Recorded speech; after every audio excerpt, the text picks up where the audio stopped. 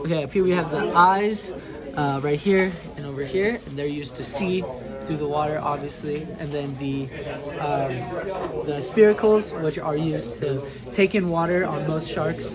And if we flip it over to the bottom, the teeth, obviously used to chew, and the mouth, which and then the nostrils, which sharks do have a sense of smell, but these aren't used to take in water. The gill slits, which are used to push out water, and up top we have the ampullae of Lorenzini, which has the gel, as you can see here, which senses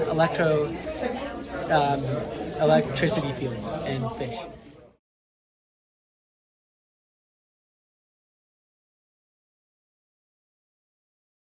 These are the pectoral fins. They're used to kind of glide through the water as well as stability.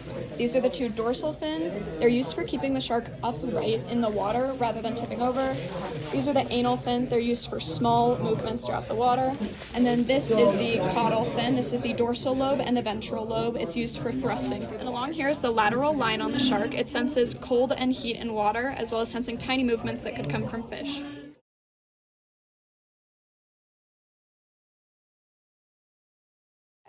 This is the liver, this is the left lobe and the right lobe, and underneath it, you'll see the gallbladder.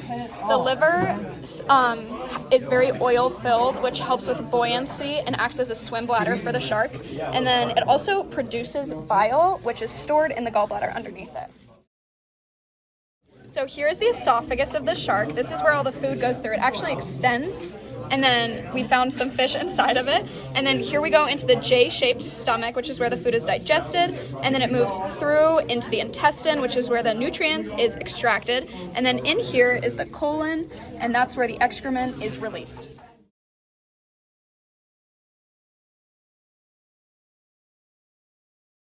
Here's the shark's heart. So this is the smaller lobe called the atrium, which pumps blood into this larger lobe, which is called the ventricle. The ventricle then pumps blood through the gills and through the rest of the body until it returns to the heart and the process starts over.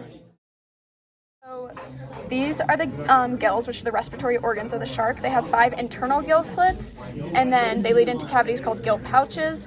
These are the external 5 gill slits right here. They're guarded by small finger-like gill rakers, which kind of strain food particles from leaving through the gill slits. They have brachial bars on the inside, and then they also have gill filaments, which are coated in blood vessels right there.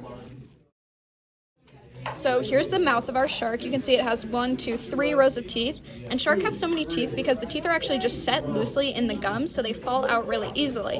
Additionally, you can see the tongue of the shark here, which acts similar to a tongue in humans and helps with our sense of taste. Here is where the uterus would be. The membrane is split, and inside there are 2 baby sharks with the yolks attached. So inside of this are the ovaries, and then here are 2 uterus sacs with baby sharks inside of them.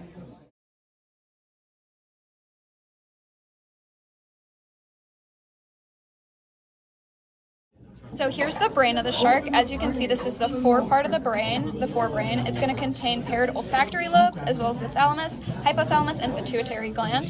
This in the middle is the midbrain. It's going to contain 2 prominent bulging optic lobes. And then this is the hindbrain, which consists of the cerebellum and the medulla oblongata.